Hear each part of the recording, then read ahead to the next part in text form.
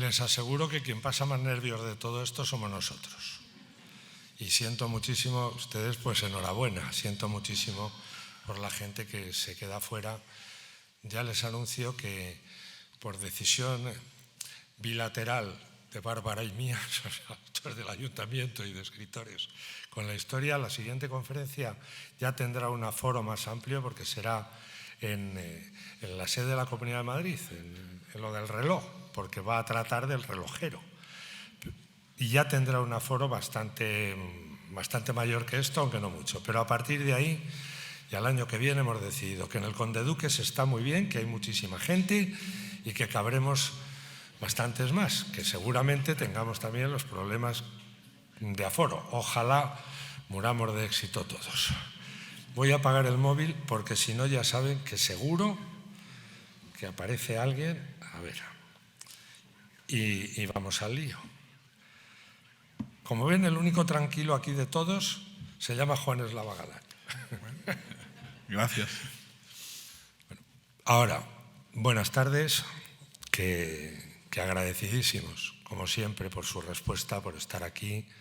De verdad que compensa, que todos los esfuerzos se compensan, porque ver la acogida que está teniendo estas jornadas, este ciclo, no solo aquí, sino también estamos viendo una creciente entrada en las redes, que menos mal, todo se graba, como saben, y mañana esta conferencia está disponible.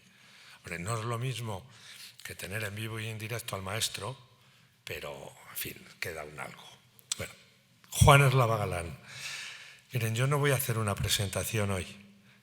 Lo que voy a hacer es una muestra de obligada y absoluta gratitud que Escritores con la Historia tiene con Juan. Juan es el maestro de todos nosotros. Lo considera tal hasta Arturo Pérez Reverte, es el único de todos nosotros que no le llama chaval. Ya lo digo. Muchas veces se ha dicho, y lo confirmamos, que es el padre de la nueva novela histórica española, con aquella fabulosa obra por la que no solo no pasa el tiempo, sino que cada vez la hace mejor, que es En busca del unicornio, aquel premio Planeta cuando era un chaval, y un premio Planeta de eso, inesperado. Ese sí que fue inesperado del todo, sobre todo para él. ¿Y por qué esa novela no ha envejecido? Porque honradamente, la gran literatura, la inteligencia, que se demuestra en el sentido del humor. Y ese a Juan tiene para regalar. Pues cuando la lees, y le he vuelto, por cierto, a releer algunos pasajes hace muy poco, te das cuenta que efectivamente es una obra que gana porque cuando tú la lees, tú a lo mejor eres un poco menos tonto y captas mejores detalles. Pero la gratitud nuestra a Juan es que Escritores con la Historia, de la que él es uno de los miembros fundadores, es esa columna, esa especie de viga a la que en un momento determinado, cuando las cosas tal, sabes dónde está el consejo, la experiencia. Y Juan ha sido, en estos años que ya empiezan a ser algunos, para toda la Asociación de Escritores con la Historia, para mí como su presidente, un verdadero estímulo y sobre todo, como digo, en medio de la zozobra dice, a ver a quién llamo, pum, a Juan.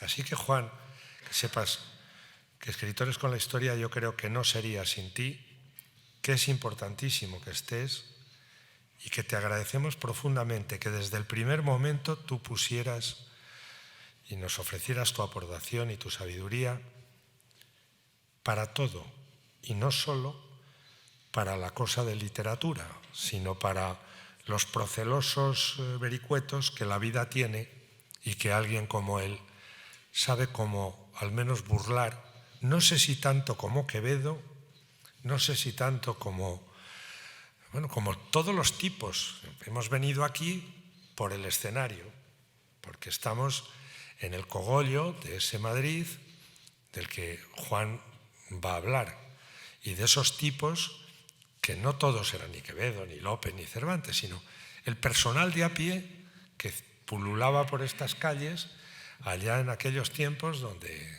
hablábamos de imperio, pero me imagino que el personal en el día a día, pues no sé si hablaría mucho de la batalla de no sé cuántos, no sé. ¿De qué hablaba la gente y cómo era la gente?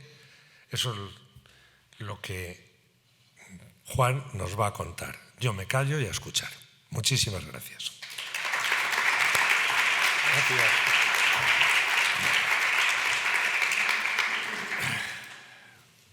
Buenas tardes y les agradezco mucho, obviamente, que estén aquí y que me escuchen. Y a Chani esa cariñosa presentación que hace siempre exagerando mis virtudes. La única virtud que tengo es que soy mayor que todos ellos, porque nací antes, pero eso no es achacable a mí, sino a mis padres. Y dicho eso, comencemos con la lección. Esto que tienen delante es el plano de Madrid de Pedro Teixeira, 1656, es decir, este es el Madrid de los Austrias.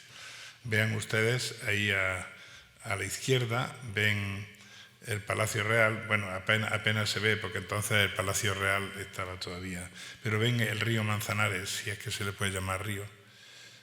Quevedo le dice arroyo, aprendiz de río. Dice, un asno te bebió por la mañana, por la tarde te ha meado.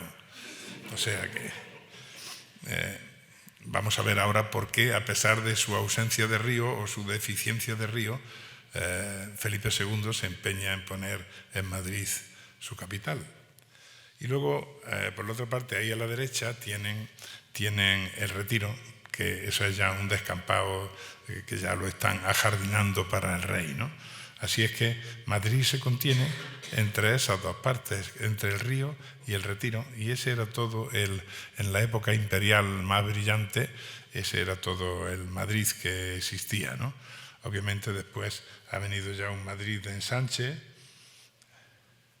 que es este, ven en negro el central, y después Madrid se ha extendido por todas partes, excepto por el Manzanares.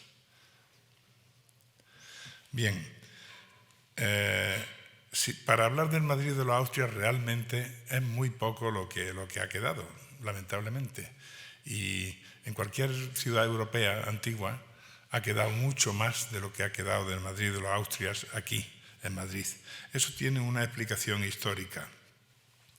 Y es que había una cosa, que es una institución o una ordenanza que se llamaba la regalía o la carga del aposento. En Madrid se impuso que, como en todas las ciudades importantes de la corte, si tú tenías una casa medianamente buena, tú tenías la obligación de albergar a las tropas o a los funcionarios que fueran del rey. Obviamente, Madrid, que no dejaba de ser una aldea minúscula, el origen de Madrid está simplemente en que hay un castillo en el entorno. Toledo, que es la capital de España tradicional, tenía alrededor una serie de castillos, el Toledo musulmán, quiero decir, alrededor una serie de castillos que de algún modo le defendían, ¿no? Madrid era uno de esos castillos, no tenía mayor importancia, y en torno al castillo había crecido una aldea. ¿Por qué entonces Felipe II pone aquí la capital cuando lo lógico hubiera sido ponerla en Toledo, que era donde estaba la capital del imperio, de Carlos V, o ponerla en Segovia? Segovia había sido, el Alcázar de Segovia, recuérdenlo, había sido un lugar importante para la corte sobre todo de los trastámaras o trastamaras, y también podía haberlo puesto en Valladolid, donde estuvo durante unos años, ¿no? Que era también la ciudad importante de Castilla. ¿Por qué entonces Felipe II, al que los ingleses llaman la araña, pone su capital en este sitio aquí que parece perdido de la mano de Dios? Pues a lo mejor con la misma mentalidad de una araña. En el centro, para estar equidistante, Madrid está muy bien comunicado, sigue estándolo ahora. Y por otra parte, muy importante entonces cada 20 años aproximadamente había un COVID. Nosotros ahora creemos que somos excepcionales porque vamos con las mascarillas. Entonces la gente caían como moscas debido a las pestes. Es decir, toda enfermedad contagiosa se llamaba peste. Y como cada 20, 25 años había una que arrasaba, y ese era el modo, digamos, la limitación de nacimiento estaba en que los niños en un 60 o 70% se morían en los primeros días del parto y luego los mayores se morían de peste. Entonces, Madrid era un sitio con unos aires excepcionalmente puros, los aires del Guadarrama, ya saben. Entonces, eso le llama mucho la atención a Felipe II para poner en un sitio sano. Y luego era un sitio donde abundaban las aguas. Ahora mismo nos creemos que las aguas de Madrid son el canal de Isabel II, pero esto ya saben que es muy reciente. En Madrid hay, para nuestra sorpresa, hay un montón de manantiales propios en Madrid. Solo en el Parque del Retiro hay 3 manantiales propios. Y luego el Paseo del Prado está todo recorrido por un arroyo importante y hay incluso cisternas enormes donde cabe una cantidad de agua impresionante. Y acuérdense, ahora están estrenando una película donde hay un asalto al Banco de España. Uno de las defensas que tiene la caja principal del Banco de España es que se puede inundar con el agua que procede de esos lugares y de la fuente de las Cibeles. O sea que Madrid abundaba de aguas en la época de Felipe II, aunque ahora esos manantiales unos están perdidos y a otros no les hacemos caso porque, bueno, ya tenemos el de Isabel II. Así es que se juntaban las cosas más importantes que necesitaba una capital. El sitio, se juntaba también los aires muy puros, se juntaba también que había abundancia de aguas. Obviamente Felipe II no podía prever que algún día Madrid tendría millones de habitantes.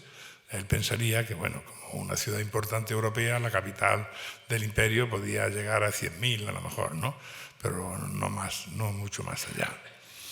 Así es que ese es el motivo que a él lo lleva, muy sensatamente, a poner en Madrid su capital.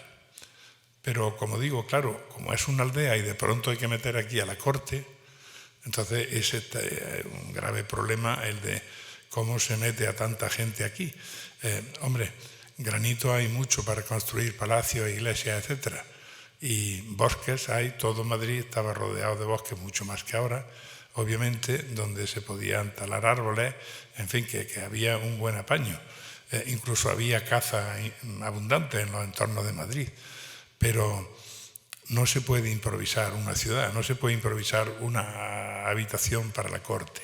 Por eso es tan importante, como le he dicho antes, la regalía del aposento, que él le cambió el nombre y le puso carga del aposento. Es decir, si tú tienes una casa que sea divisible, tú tienes que ceder media casa a la corte, es decir, a quien necesite el rey, ¿no? En un principio los madrileños están de acuerdo con eso, ¿no?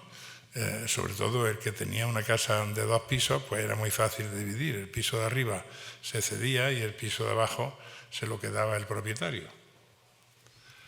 Pero con el tiempo eso también era una molestia, tener allí a un señor o a un militar albergado en tu casa. Entonces empezó el truco de Madrid, haciendo casas de solo un piso y con una distribución tan demencial. A lo mejor había que pasar por el dormitorio para llegar a la cocina, cosas así, ¿no? Es decir, absolutamente demencial para que los inspectores de la corte dijeran, no, esta casa no nos sirve para aposento, ¿no?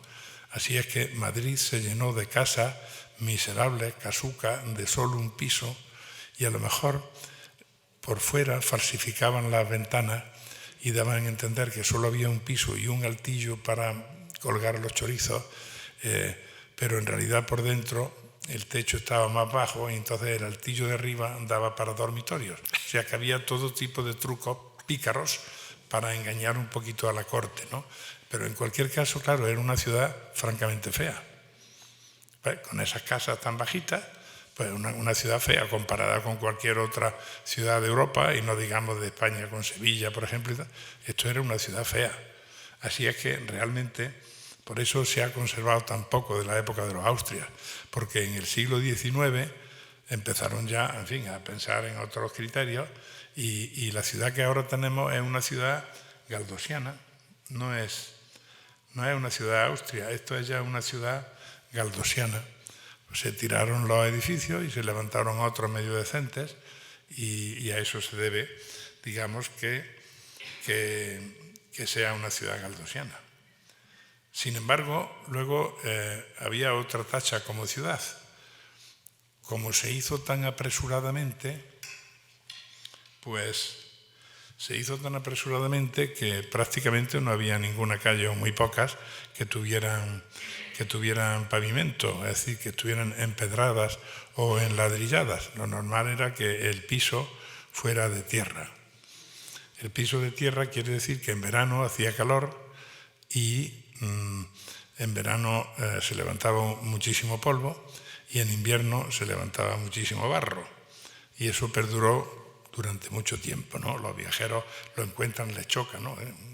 Un país que tiene un imperio tan impresionante, siempre se exageraba, ¿no?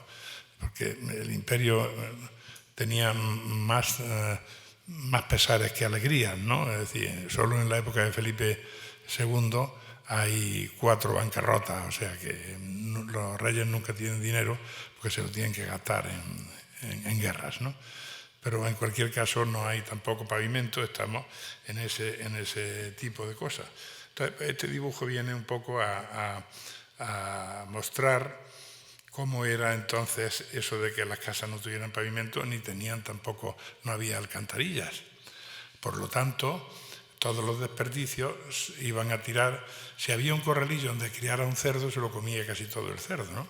Pero si no, pues los desperdicios se tiraban porque en medio de la calle había un regato que era por donde discurrían las aguas sucias, ¿no? Y luego, eso sí, había una ordenanza municipal en virtud de la cual pues no se podía, en invierno me parece que la hora era hasta las 9, no se puede tirar agua a la calle, y en verano hasta las 10 no se puede tirar agua a la calle.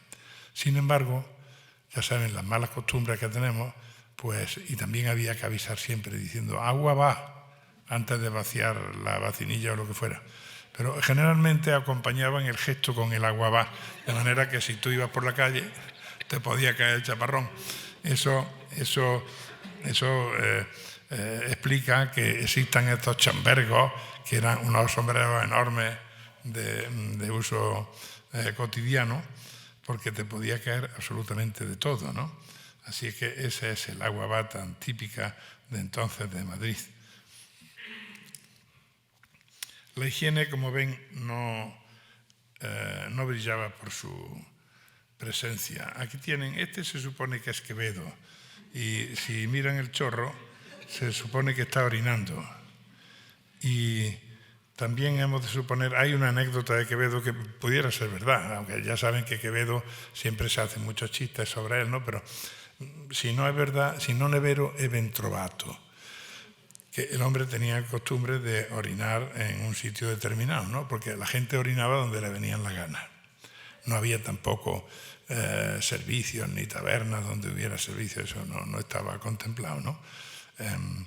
Entonces, lo que había en las casas, en una casa que estuviera bien, ¿no? Era en el zaguán, que era de 2 metros cuadrados a la entrada, había un agujero, un pozo negro, a donde iban los desperdicios sólidos, digamos, de la casa, y cada cierto tiempo venían poceros y te vaciaban el pozo negro. Todavía en casas antiguas, no tanto en Madrid como en Guadalajara, Cuenca, otros sitios, ¿no? Vemos que hay una ventanita pequeña, alta, prácticamente un tragaluz al lado de la puerta principal. Ahí es donde estaba, digamos, el cagadero. Y esa era la ventilación y la luz que tenía, porque procuraban que fuera una cosa exterior a la casa, ¿no? Y el que tenía corral o patio lo tenía en el corral, obviamente, ¿no? Pero con corral cada vez hay menos casas en Madrid. Así que aquí tienen a Quevedo. Solían también, y en eso nos damos cuenta, a veces hay hornacinas de santos en las esquinas, o en las esquinas vemos también que la esquina está matada por una especie de obra así que hace un talud para que uno no se pueda acercar a la esquina. Eso lo estamos viendo en Madrid, ¿no? El talud ese, los albañiles antiguos, que eran muy buenos, lo hacían justo con el gradiente suficiente para que un chorro proyectado te rebotara. De manera que uno tenía que calcular dónde iba a depositar el asunto porque te podías mojar. Estaba hecho con esa idea, ¿no? Así que este Quevedo, la anécdota es que el hombre tiene costumbre de hacerlo en un sitio cuando vuelve de la taberna a su casa y un día se encuentra allí una cruz. Y el hombre, no obstante, lo hace. Entonces, al día siguiente se encuentra un cartelito que pone: donde hay cruces no se mea. Y él añade abajo en carboncillo: donde se mea no se ponen cruces. Así que esa es la historia. Bueno, esto ilustra lo que era la higiene en esta época. Vamos ahora a repasar brevemente los lugares que hay literarios del Siglo de Oro, aunque, como les estoy diciendo, las casas no sean exactamente las que hubo en su momento. Esto primero que tenemos aquí es el convento de San Ildefonso, que está en el barrio de las Letras. Ahí está enterrado Cervantes. Bueno, se supone que está enterrado Cervantes. Tenemos localizado un conjunto de huesos, quizá de 20 personas, entre los cuales posiblemente estén los que queden de Cervantes. Si hubiera dinero y ganas, se podría hacer un estudio, porque me parece que sí, creo que sí, en Alcalá la Real, en un convento de Alcalá la Real, hay una pariente de Cervantes. Entonces, por ahí, por el ADN, se podrían distinguir los huesos cervantinos de los otros, ¿no? Pero tampoco es tan necesario, ¿verdad? Lo que hace falta es que los españoles sigamos leyendo el Quijote, que ya sé que todo el mundo dice que lo ha leído, pero luego nadie lo lee. Aquí también, en este convento, es muy literario, en la zona literaria, aquí estaba una hija de Cervantes, Isabel, analfabeta, y una hija de Lope de Vega, Marcela. Lope de Vega no fue un buen padre. Cervantes intentó serlo. Curiosamente, las tías y las hermanas de Cervantes, entonces, como ustedes saben, no era normal que las mujeres fueran cultas, ¿no? Es decir, que la inmensa mayoría de ellas eran analfabetas, como la inmensa mayoría de los hombres, por cierto. Pero las hermanas de Cervantes, estas todas sabían leer y escribir. Y curiosamente la única que flaquea es Isabel, que es la hija, que nunca se llevó demasiado bien con el padre. Y bueno, y Marcela, la hija de Lope de Vega, cuando Lope de Vega muere, pasa por ahí la procesión y Marcela se asoma a una celosía para ver pasar al padre y reconciliarse con él. Esta es la casa de Lope de Vega, que, como les digo, es un intento pues, bastante acertado de reconstruir lo que sería una casa bien en aquella época, ¿no? Ven que, bueno, le han puesto los elementos que pueden ser lopescos, ¿no? Es decir, una biblioteca allí, una mesa donde escribe, algunos cuadros por las paredes, las lámparas, esas en primer término, lámparas de aceite, las plumas con las que escribe. Es decir, que hemos intentado reconstruir. Eso está en la calle Francos y ahora, como ustedes saben, es un museo. Esto, por el contrario, es en la calle del Niño, es como pone ahí mismo, pone Quevedo. Esta es la casa de Quevedo. Ven que hay un monumento en la pared dedicado a... Esta casa tiene su historia.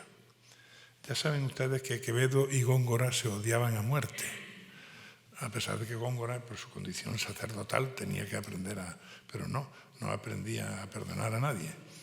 Entonces, entre otras cosas, el que tenía que buscarse la vida, muchos se metían, como también Lope fue también sacerdote, que era una manera de meterse en la administración. Es decir, que si no podías comer de tu magín como escritor, pues era mejor que te metieras a cura y seguías escribiendo.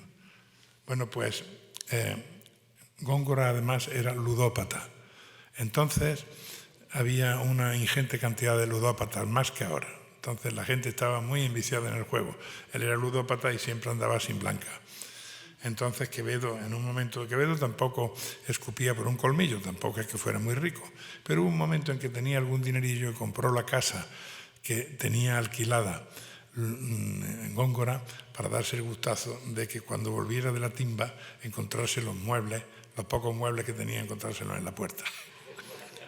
Un gustazo del odio entre escritores, ¿no? Y así que ahí lo tienen en la calle del Niño. Esto, por el contrario, es la casa de Cervantes. Bueno, Cervantes fue, como ustedes saben, muy viajero, y al hecho de que fuera tan viajero le debemos la profundidad de su obra, que es infinitamente superior a todas las obras del periodo en España o fuera de ella, ¿no? Es el único que es capaz de comprender al hombre en toda su complejidad. Solo lo encontramos eso en Cervantes. Bueno, pues esta fue la casa de Cervantes en Madrid, ¿verdad? Que estaba en la calle Cantarrana, se llamaba entonces, y hoy se llama Lope de Vega, con acceso por el número 2 de la calle del León, que está al lado. O sea, la puerta de Cervantes no estaba donde ahora está. Ahora creo que hay un escaparate donde tenía que estar la puerta. En aquella época, en que no había tele ni cine, el gusto nacional era por el teatro.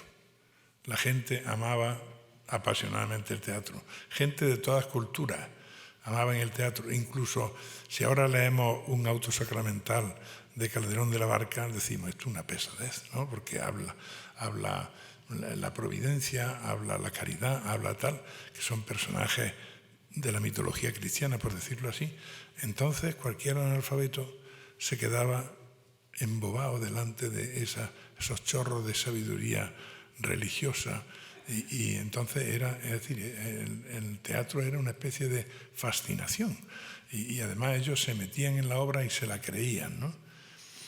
Entonces, bueno, aquí hemos puesto un teatro, ya saben ustedes, callejero, porque había teatros que se hacían ambulantes, incluso había teatros de una sola persona, los Bululú, una sola persona haciendo chistes o algo así, ¿no? Pero en Madrid había obviamente unos cuantos teatros, porque como capital tiene que tener teatros, ¿no? Entonces había en la Plaza de Santana estaba el Corral de la Pacheca, en el mismo sitio donde hoy está el Teatro Español. Es decir, que ese edificio siempre ha sido teatro, aunque ha pasado obviamente por distintos edificios, ¿no? Es decir, primero fue Corral de la Pacheca y después fue el Corral del Príncipe, y hoy ya se llama Teatro Español. Cerca, torciendo el Callejón del Gato, muy cerca de ese, ahí había otro teatro que era el Corral de la Cruz, donde también se representaban obras. Y ahí sobre todo actuaba como primera actriz la Calderona. La Calderona era una amante, muchas veces, no en España, pero en muchos países del extranjero, a los reyes les ha gustado las actrices y la gente que sale por la tele y todo eso, ¿no? Aquí sí. He dicho algo gracioso. Pues a Felipe IV le gustaba la Calderona. La Calderona parece que era una mujer espléndidamente dotada para la lactancia, una mujer muy bella, y tuvo un asunto con ella y tuvo un hijo. Fíjense la desgracia de este hombre. Con las mujeres legítimas, que tiene varias, no hay manera de tener hijos que sean medio presentables debido al problema de consanguineidad que tienen.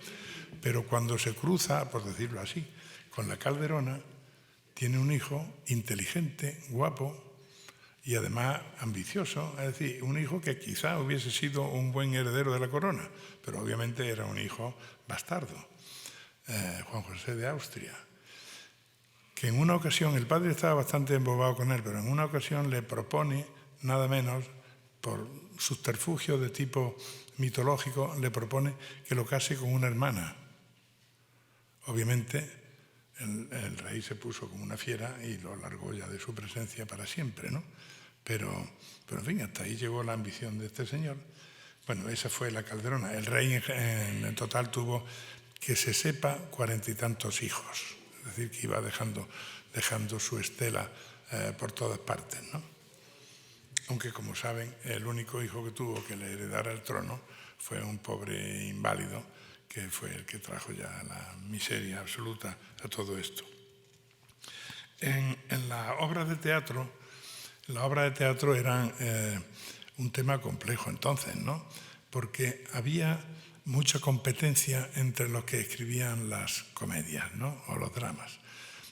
Por encima de todo estaba Lope de Vega. Lope de Vega no se discutía que era el príncipe de los ingenios. Estaba por encima de todos. Pero después había una serie de gente que lograban estrenar la obra en competencia y odiándose entre escritores. Eso afortunadamente ya no ocurre. Pero entonces los odios entre escritores eran tremendos. Entonces, esta gente muchas veces pagaba a gente para que reventara la obra. Y había un dicho que era silbo, legumbre o edificio. Es decir, dependiendo del dinero que le daba a los reventadores de la obra, había silbo, que era simplemente silbar y patear, o había legumbre, que consistía en tirar los desperdicios del mercado a los actores, y ya lo más caro y lo más complicado era edificio. Edificio era tirar cascotes. Tirar cascotes, decía, apedrear a la gente. Así que eso era ya, había que gastarse mucho el dinero para eso, ¿no? Y no piensen, entonces tengan en cuenta que tomates no había. Es decir, que la legumbre más normal era el pepino, que te pegan con un pepino y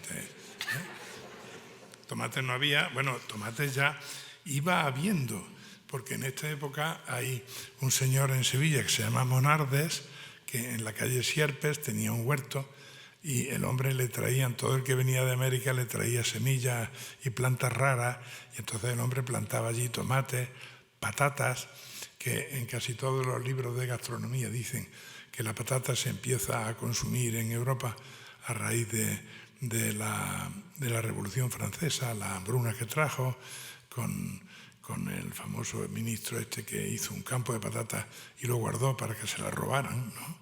Y Parmentier. Pero hay cartas de Teresa de Jesús en la que se ve, por esas cartas se ve que en los conventos de las teresianas están comiendo patatas ya, es decir, que es una cosa que se come normalmente, ¿no? Luego, además de los teatros, los lugares a donde acude la gente que no tiene nada que hacer sobre todo, y piensen que como es corte, hay muchísima gente que no tiene nada que hacer. Hay incluso un noble británico que visita Madrid por entonces y lo hospeda a otro noble español, y después, cuando llevaba 2 o 3 días en su palacio, le pregunta, oiga, observo que la cantidad de criados que tiene, ¿para qué le sirven? Dice, no, los criados no me sirven a mí, los tengo porque yo les sirvo a ellos, porque si no, no comerían de nada. Es decir, que había un montón de gente desocupada en Madrid, tremenda, ¿no? Entonces, desde entonces arrastramos los madrileños, yo me considero de adopción, arrastramos un poco el San Benito ese de que Madrid es una ciudad, ya se sabe, ¿no? Que aquí la gente no trabaja. Ustedes saben que sí, que a lo mejor en algún momento era una ciudad funcionarial, pero ya es algo más. Pues, ¿a dónde iba la gente que no tenía nada que hacer haciendo hora para que fuera la hora del teatro? Pues iban a los mentideros. Con esa brutalidad que usa a veces el idioma castellano, el mentidero es donde va a contar mentiras. Es decir, eran una especie como el casino abierto, a cielo abierto, donde se juntaba la gente, tomaban el sol y allí hablaban de cosas. Había 3 mentideros. Había el mentidero de representantes, que estaba en la esquina de Cantarranas, en el barrio de las Letras, con la calle Francos. Allí sobre todo se juntaba mucho la gente del teatro, no solo los que escribían obras, sino también los actores, había cierto ambientillo allí de la gente de la farándula. Luego estaba el del Felipe del Real, que era al lado de la calle Mayor, ha desaparecido, pero esto que tienen aquí en la imagen es lo que sería Felipe del Real.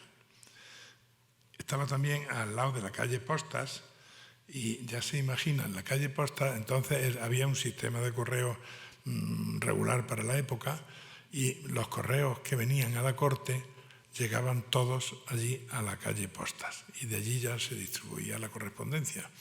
De manera que el mentidero que estaba al lado, allí enseguida había la noticia de que el turco está aquejando Viena, o el turco está atacando por el Mediterráneo, los protestantes han bajado por Flandes, es decir, las noticias de tipo internacional, que obviamente no había periódico, bueno, había una especie de periódico que eran los avisos de Barrio Nuevo, que era más bien un diario de sucesos, ¿no? Pero periódico no había, pero allí estaba la gente interesada en algo, sobre todo los comerciantes, que querían saber si la lana que estaban mandando a Flandes iba a llegar o no iba a llegar, todas estas cosas, pues iban a este mentidero de San Felipe del Real.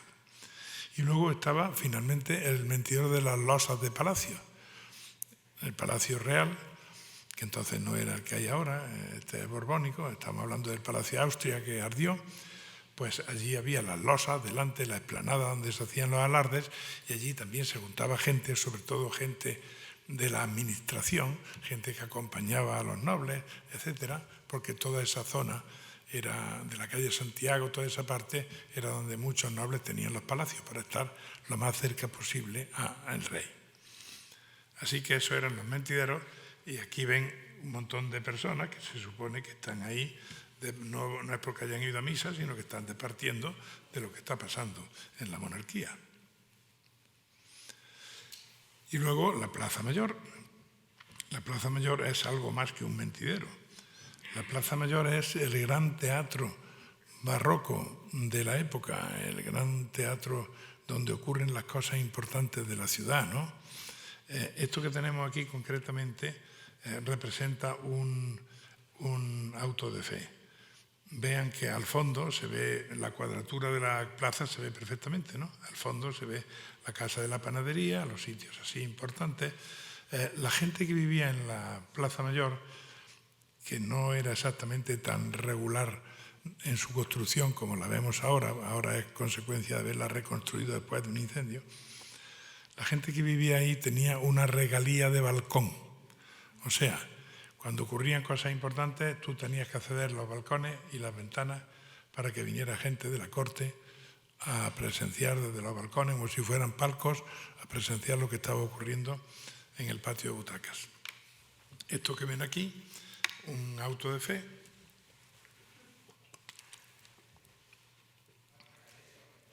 es una ceremonia judicial, pero también religiosa. Duraba horas, a ellos les encantaba las ceremonias, ¿no? Donde lo que están haciendo en ese tinglao que hay en el centro es sencillamente juzgar a judaizantes o a herejes, es decir, que entonces había una opresión religiosa tremenda que ahora nos da muy mala fama, ya saben ustedes, en el extranjero, una de la fama que tiene España con la Inquisición y todo eso, porque generalmente por incultura del extranjero y por incultura nuestra olvidan que inquisiciones con esa o con otra palabra ha habido en todos los países de Europa. Y nosotros a lo mejor gracias a la Inquisición, que fue menos gravosa, menos sangrienta que las otras inquisiciones que hubo en Europa, gracias a eso no tuvimos guerras de religión. Si alguna ventaja tuvo que tener. ¿Y por qué la nuestra tiene tan mala fama y las demás no? Pues la nuestra tiene mala fama porque en el siglo XVIII, cuando ya finalmente en Europa se deslinda pecado de delito, hasta entonces han estado unidos. Es decir, un pecado contra la religión es también un delito punible por el Estado. Que es lo que pasa ahora, por ejemplo, en los países musulmanes con la Sharia. La Sharia no distingue entre pecado y delito, es la misma cosa. Pero Europa, afortunadamente, la Europa que hace las revoluciones, pues en el siglo XVIII deslinda, la Ilustración deslinda pecado de delito. Entonces, si tú pecas, el Estado no tiene que hacerte nada. Si delinques, sí. Pero, hombre, eso ocurre en todas partes menos en España. En España seguimos manteniendo la Inquisición hasta principios, hasta el primer tercio del siglo XIX, cuando los demás ya han acabado con eso. Por eso tenemos tan mala fama y por eso nos cae ese San Benito. Aquí también se hacían los ajusticiamientos de la gente más fina. Entonces había en lo que se llama en historia el antiguo régimen, ahora desde las revoluciones todos somos iguales ante la ley. Se supone, ¿no? Sí, entre nosotros, Quevedo decía, no hay más justicia que la que te pagas. Bueno, yo no digo que eso ocurra ahora, obviamente, ¿no? Pero ahora somos iguales ante la ley. De hecho, fíjense que están enjuiciando incluso a una de las primeras magistraturas del país. Pero entonces no, entonces había un estamento privilegiado, la clase privilegiada y la clase no privilegiada. Los privilegiados no pagaban impuestos prácticamente y tenían una serie de derechos. Entre ellos, si tenían que ajusticiarlos, los mataban por degüello. A un caballero siempre le mataba por degüello, o sea, cortando el cuello. Cuando se corta el cuello, uno pierde la carótida, pierde enseguida el conocimiento. No llega sangre al cerebro, así que a pesar de que es muy aparatosa la muerte porque se vierte mucha sangre, sin embargo, es una muerte bastante ligera, ¿no? Rápida. Sin embargo, al plebeyo no se le cortaba el cuello, se le ahorcaba. Y como entonces todavía los ingleses no habían inventado lo que dicen la caída larga consiste en calcular el peso del reo y según pese el reo le pones de larga la soga. Le pones el nudo debajo. Ya sé que la conversación es un poco turbulenta, pero viene a cargo de esto. Le pones el nudo debajo de la oreja izquierda y al caer se rompe el cuello y la muerte es instantánea. Pero entonces, como esto no lo sabían, estaban muy atrasados, la soga era corta y entonces tenían que morir, es decir, tardaban 20 o 30 minutos en morir por asfixia, dando patadas al aire y a no ser que la familia hubiera sobornado al verdugo y el verdugo se le subía al reo en los hombros para hacer peso y para que muriera antes, ¿no? Quevedo, otra vez Quevedo, dice, murió de encabalgado. Así que, bien, esta gente, a los que había que ahorcar y eso los llevaban a la Latina, ¿no? Y a las afueras, ¿no? Pero aquí fue donde mataron a don Rodrigo. Don Rodrigo fue famoso porque era secretario importante del duque de Lerma y tuvieron que ajusticiarlo. Al otro no pudieron ajusticiarlo porque se hizo cardenal. Es decir, el mayor ladrón de España, por no morir ahorcado, se vistió de colorado. Se hizo cardenal y ya quedaba al margen de la ley. Pero a don Rodrigo sí, lo degollaron, ¿no? Bueno, pues esta es la Plaza Mayor y todas esas cosas han ocurrido en la Plaza Mayor. Por cierto, también en la Plaza Mayor, aquí lo he puesto torcido, pero también se hacían las corridas de toros. Las primeras corridas de toros que tengamos noticia se remontan a la Edad Media, ¿no? Y era un divertimento popular, lo mismo que ahora ha seguido siéndolo hasta hace poco en los pueblos, ¿no? Soltaban una vaquilla, un toro y todo el mundo lo hacía perrerías, ¿no? Pero ya aquí, en esta época, se está sistematizando un poco el tema y la corrida de toros es siempre rejoneo de nobles que tienen caballos entrenados y se lucen, sobre todo delante de las damas que están en los balcones. Entonces el noble se luce, ¿no? No hay toreo a pie, eso de toreo a pie es un invento después y obviamente no es para los toreros a caballo, ¿no? Y también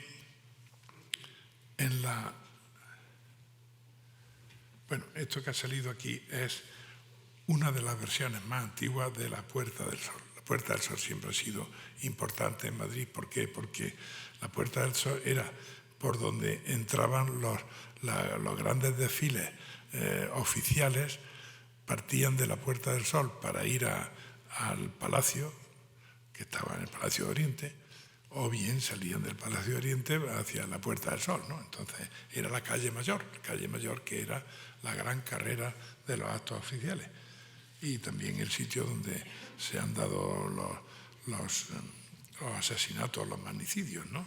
El conde de Villamidiana, el que sí mataron, luego Alfonso XIII, ya saben ustedes.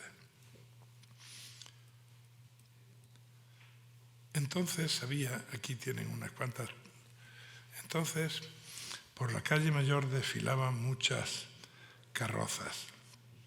Hay, en esta época de los Felipes, hay una obsesión en Madrid por la carroza. Si tú eres alguien, tienes carroza.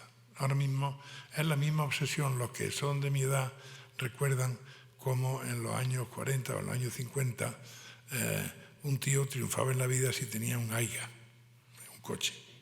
Ahora mismo, como todo el mundo tiene coche ya, pues no tiene el mismo sentido, ¿no? Pero si tú tenías un coche y te lucías con el coche y tal, pues incluso se ligaba a tener un coche, subir a la suegra en el coche y darle un paseo. Todo eso era importante al margen del viaje, ¿no?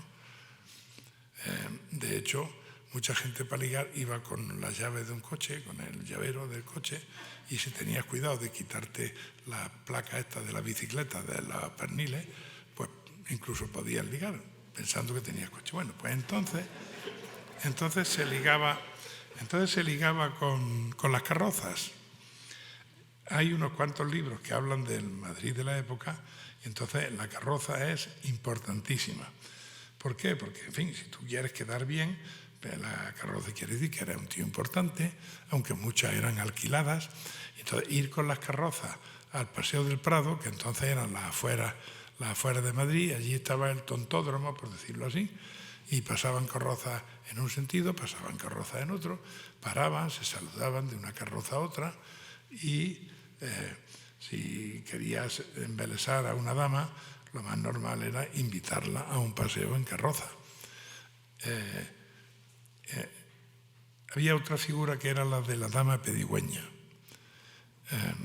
que esto viene muy a propósito de la carroza, porque las damas, para hacerse valer, muchas damas eran pedigüeñas, o sea, le pedían, en estos paseos había vendedores ambulantes de todo tipo de cosas, sobre todo dulces, caramelos, fruta escarchada, todas estas cosas, esto se llevaba muchísimo. Entonces la dama pedigüeña, que aparece también mucho en el teatro, es la que va con el enamorado y a cada momento le dice, ay, se me antoja tal cosa, y el enamorado tiene que aflojar. En los paseos es más caro que si lo compra en una tienda, tiene que aflojar porque a la chica se le ha antojado tal cosa. Como ven, no es una proposición muy feminista, pero es que esta época no es nada feminista, es una época muy machista.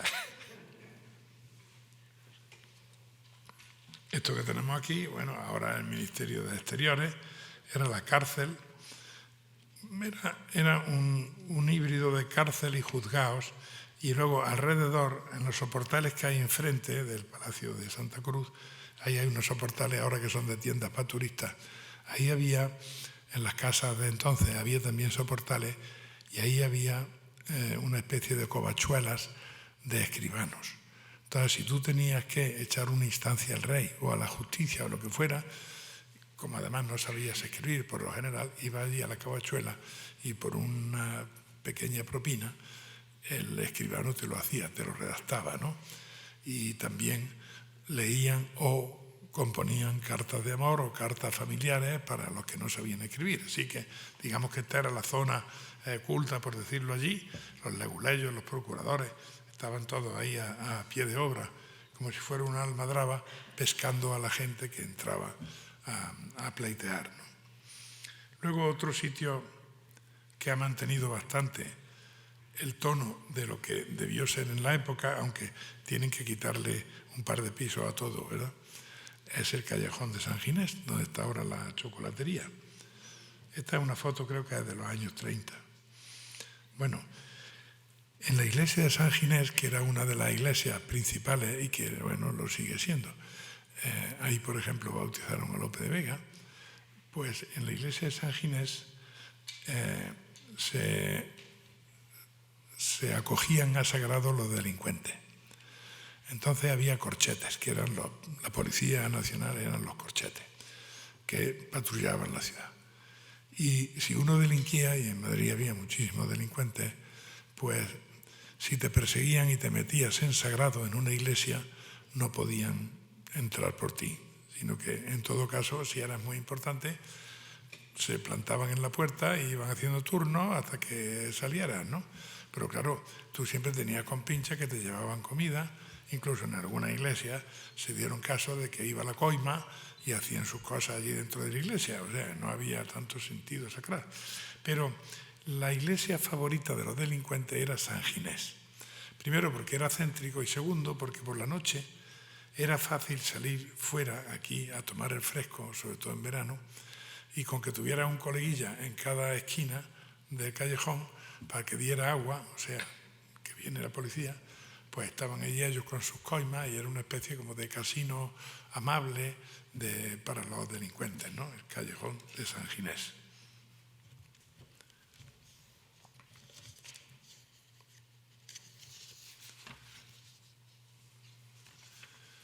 Y esto que tenemos aquí, convento de las Descalzas Reales, quizás sea el edificio de época que se ha conservado mejor en Madrid. Este era, conventos había muchísimos, pero este era el convento pijo. Aquí era donde los reyes metían a sus hembras y los nobles también, ¿no? Entonces, tener hijos para la nobleza era relativamente simple porque al mayor le daba el mayorazgo, que era el que heredaba todo, luego al segundo lo hacía obispo, con presiones para que lo fuera, pero bueno, el segundo, incluso el tercero, se hacían obispos, dependiendo de los enchufes que tenía en la corte, ¿no? Por ejemplo, los sobrinos del duque de Lerma, pues tenía dos sobrinos que eran los dos obispos, y uno llegó a ser arzobispo de Toledo, ¿no? Eso era normal, ¿no? Los secundones a la iglesia. Y las mujeres, ¿qué hacemos con ellas? La mujer había que dotarla. Es decir, cuando la casabas tenías que darle una dote. A lo mejor no estabas en condiciones de gastar tanto dinero. Entonces lo más normal era enclaustrar a la niña, meterla ahí. No pensemos en el sentido que tiene un convento ahora, moderno, no. Pensemos más bien que era un internado de señoritas.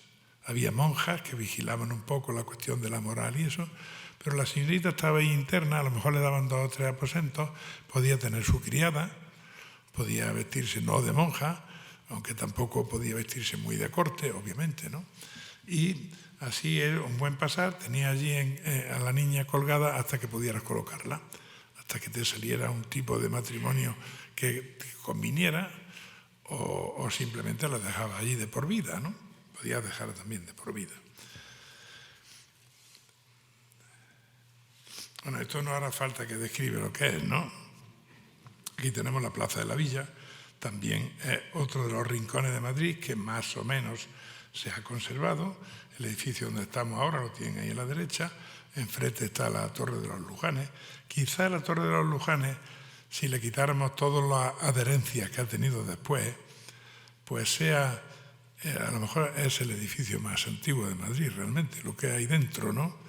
Se supone que ahí fue donde estuvo prisionero Francisco I de Francia cuando cayó preso en la batalla de Pavía.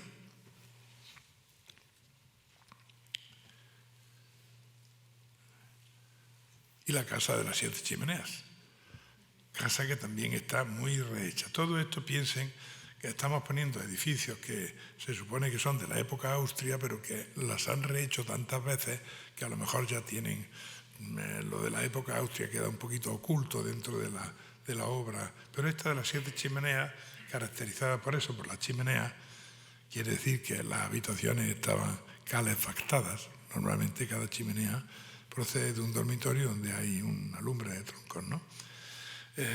Este edificio parece que fue del secretario Ledesma, del secretario Antonio Pérez, que a su vez era secretario de Felipe II y enemigo suyo.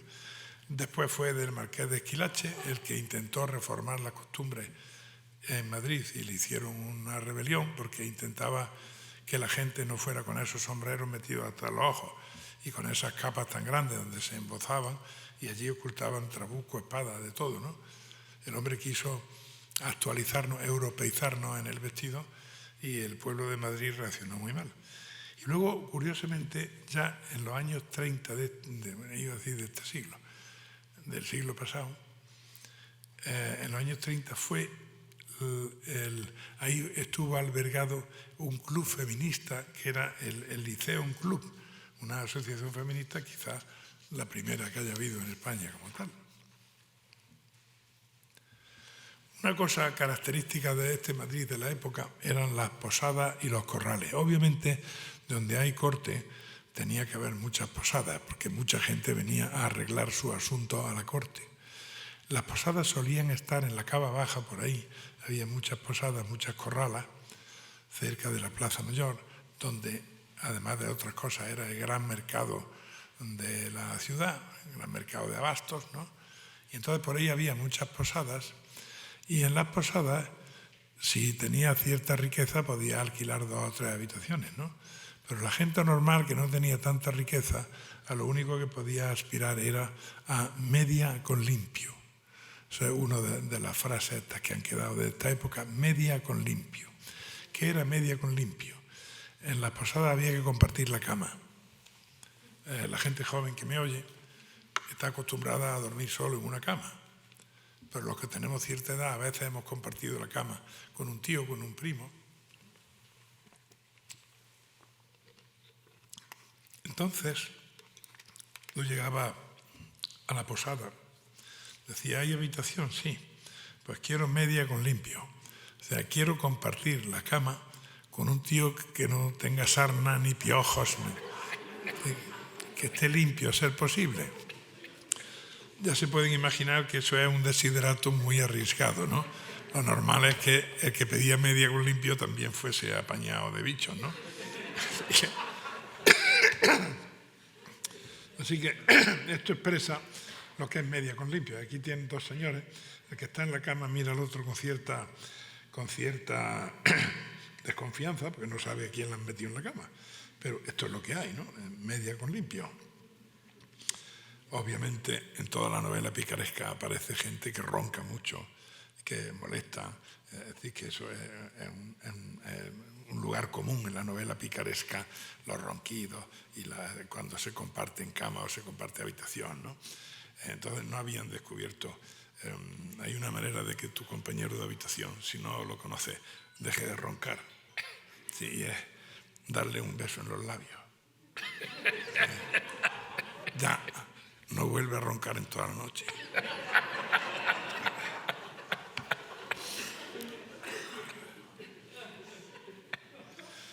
Por la calle había una cantidad impresionante de vendedores ambulantes, como os digo, ¿no? ¿Por qué? Porque, entre otras cosas, en las casas no era muy normal tener cocina. Ahora yo sé que todos tenemos que tener una cocina alicatada hasta el techo. Pero en aquella época algunas casas tenían cocina. Las casas nobles obviamente tenían una cocina y además amplia y abundosa, ¿no? Entre otras cosas porque era necesaria por el tipo de comida que hacían, ¿no? Ahora hablaremos de eso. Pero la gente humilde, y lo que más había en Madrid obviamente era gente humilde, no les daba la casa para tener cocina, ¿no? Entonces les salía casi más barato comer en la calle. Entonces en la calle había un montón de vendedores ambulantes que te lo vendían cualquier cosa, ¿no?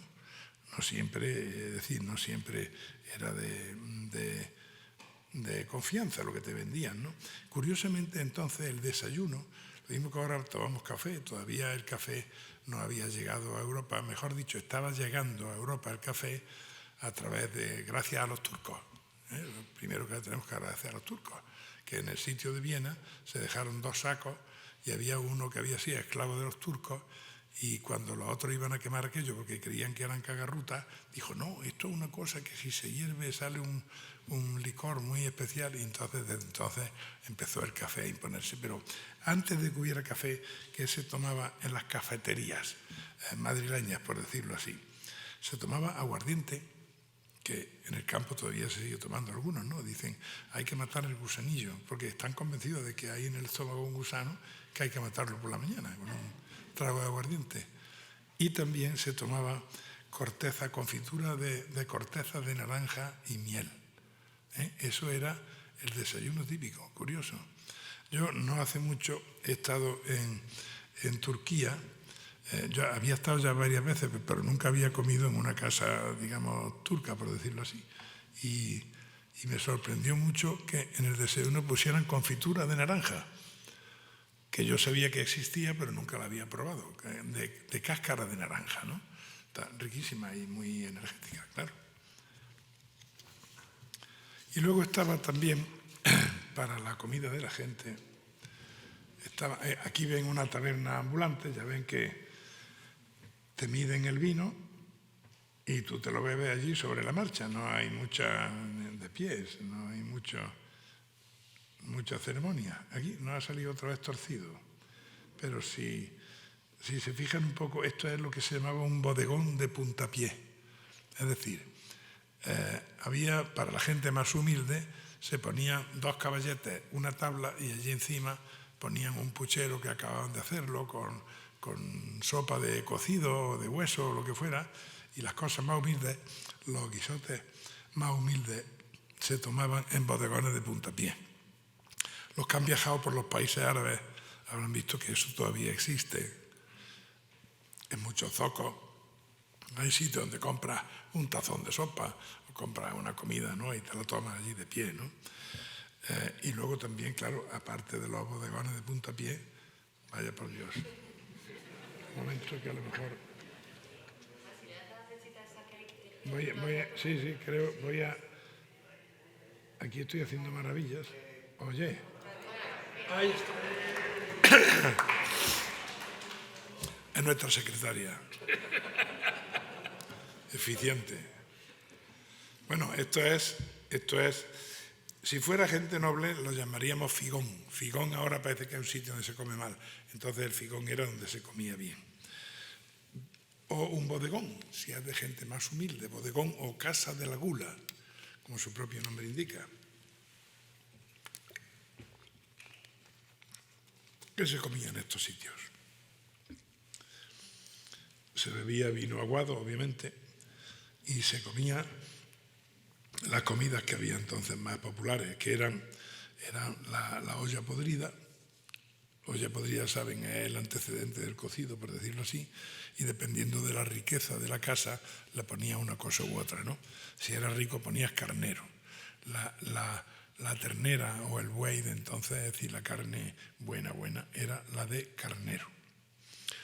O si era pobre, pues le ponía alguna ave, es decir, palomas o lo que fuera, ¿no? Pero en fin, allí se echaba verduras, se echaba de todo, garbanzos, y entonces pues era la olla podrida. También estaban muy de moda las albondiguillas, que tenían la ventaja de que no sabías lo que te estabas comiendo, pero lo especiaban, y era también una comida muy propia de mesones, ¿no? Había una mala imagen de los taberneros y de los posaderos, ¿no? Decían que daban grajo por palomino, porque efectivamente cuando desnuda un grajo y desnuda un palomino se parecen mucho. Que daban gato por liebre, que eso sigue siendo, y es verdad que cortando la cola y la cabeza, pues te comía la liebre y era un gato. Por cierto que entonces también se comía gato. En el recetario de Moñino hay un par de recetas de gato, así que gato se comía. Eso sí, conviene no comer la cabeza porque si te la comes loqueas. Te puede volver un poco loco, ¿no?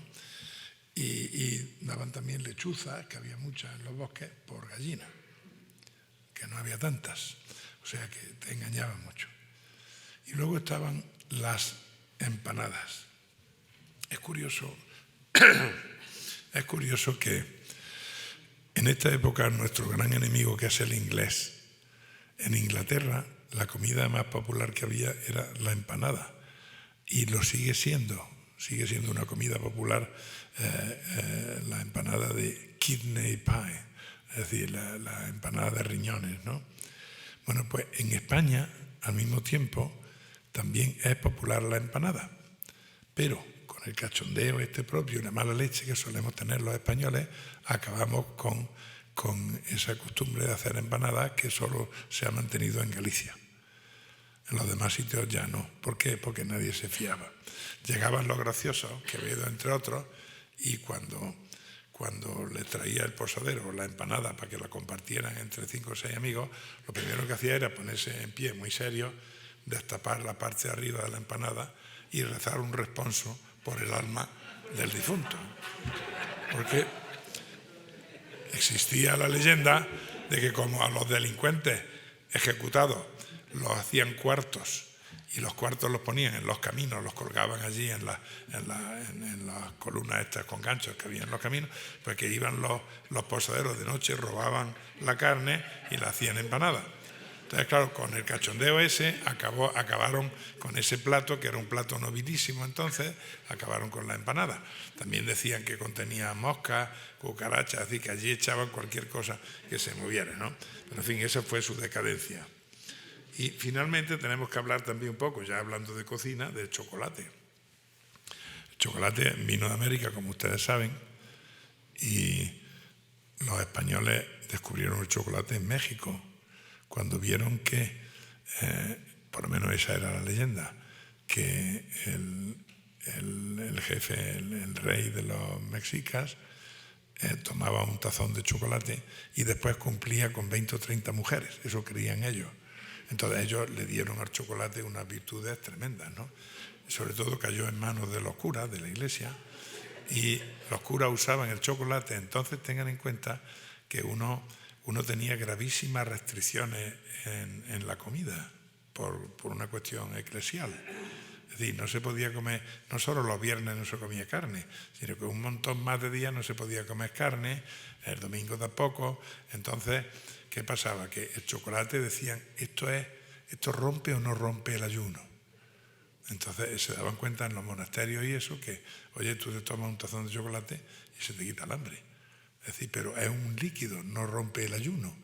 Aunque también había, en Galicia sobre todo, creo que en el monasterio de Samos, había una congregación de monjes que, como sabían que era pecado en los días de prohibición, había que comer pescado.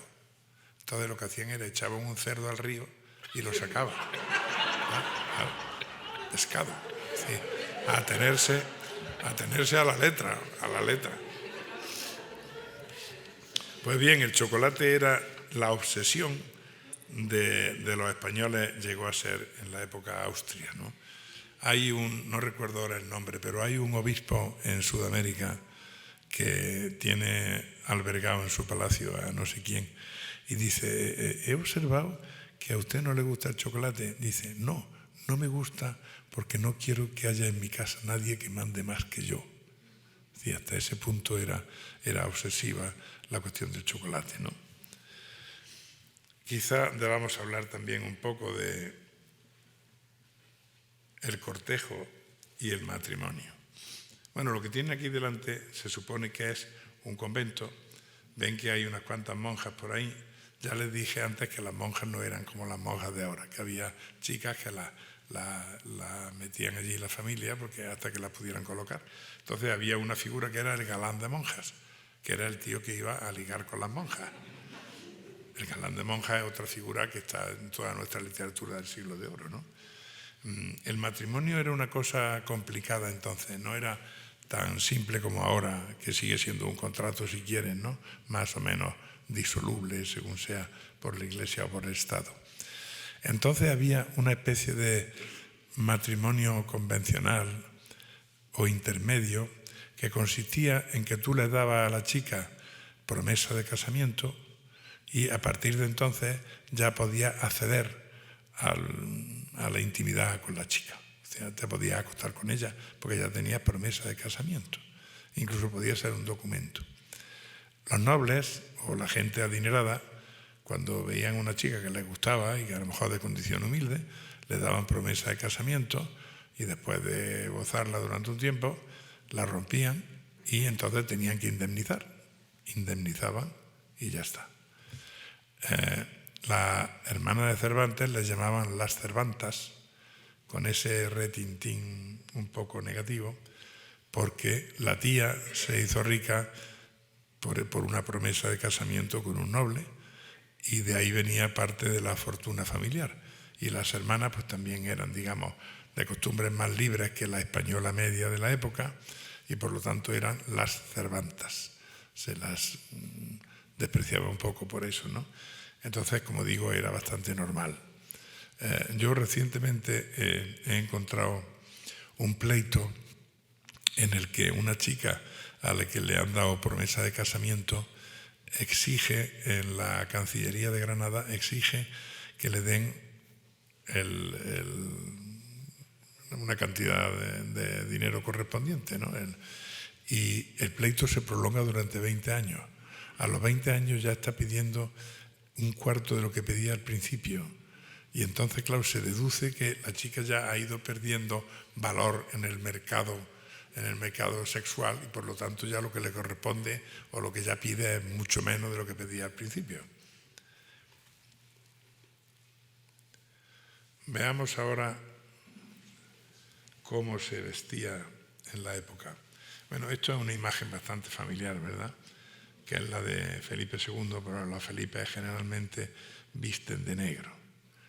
Eso tiene su misterio. Fíjense que severamente está vestido de negro y tiene solamente el pequeño detalle de un oro, el toisón, que le cuelga de un cordón negro, le cuelga en medio del pecho. Un detalle coqueto, porque este rey no era tan siniestro como nos lo venden, era un tío culto, aficionado a cuanto ellas pueden tener de agradable, y era un tío también elegante, muy elegante.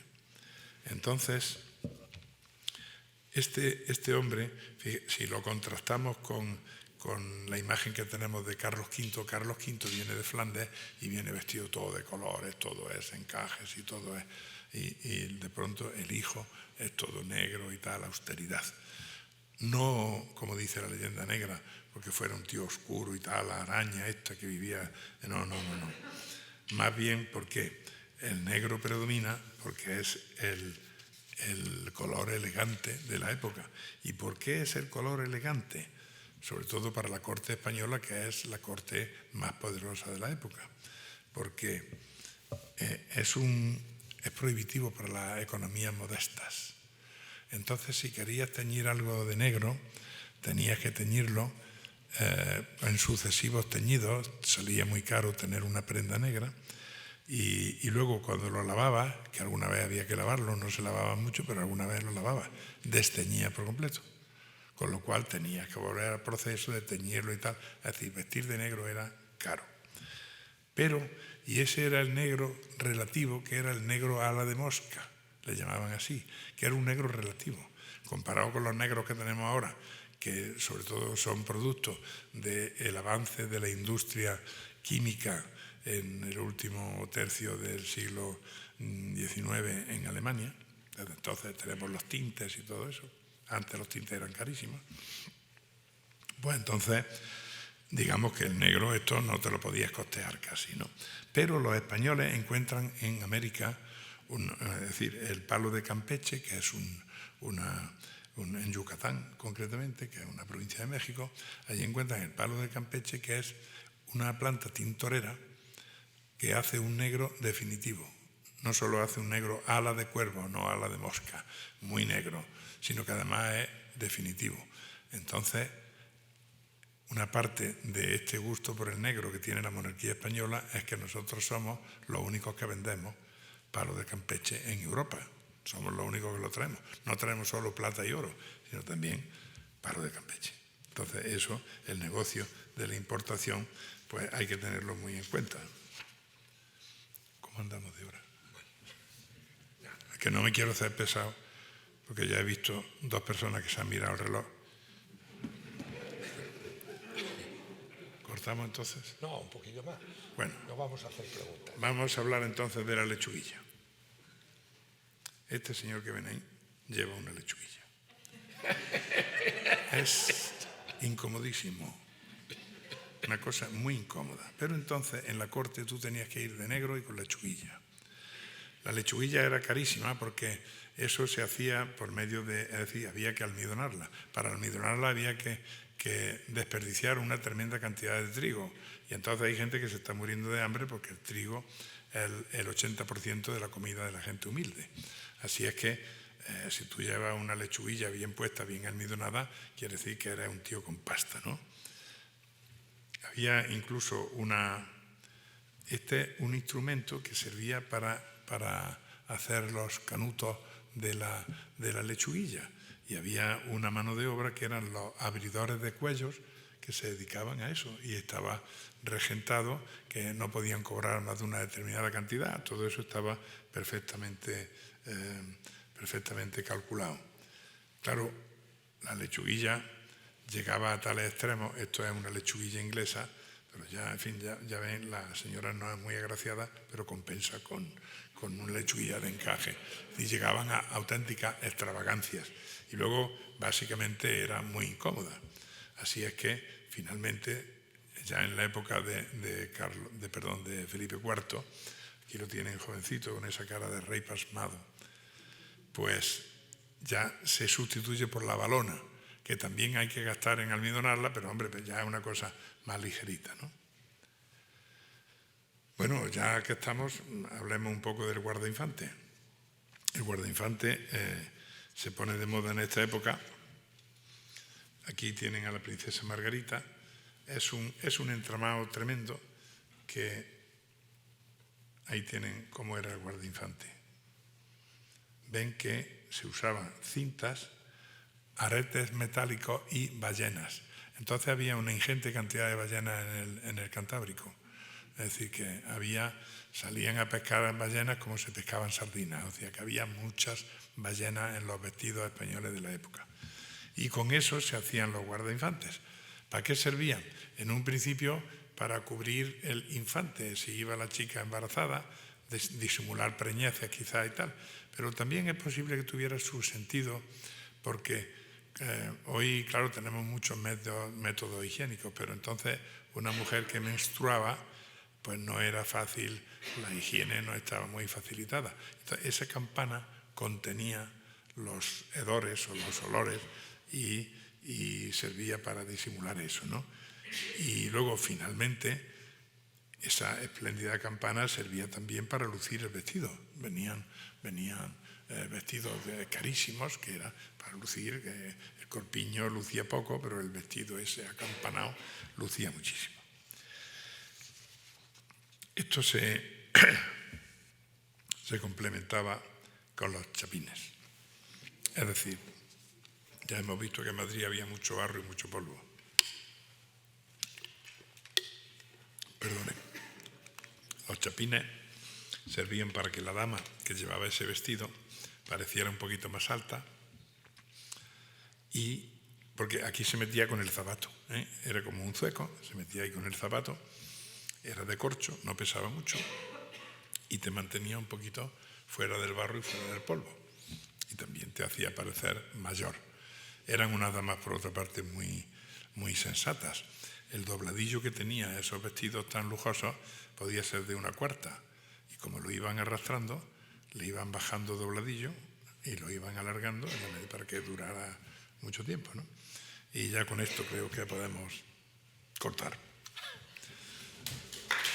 Muchas gracias. Muchas gracias.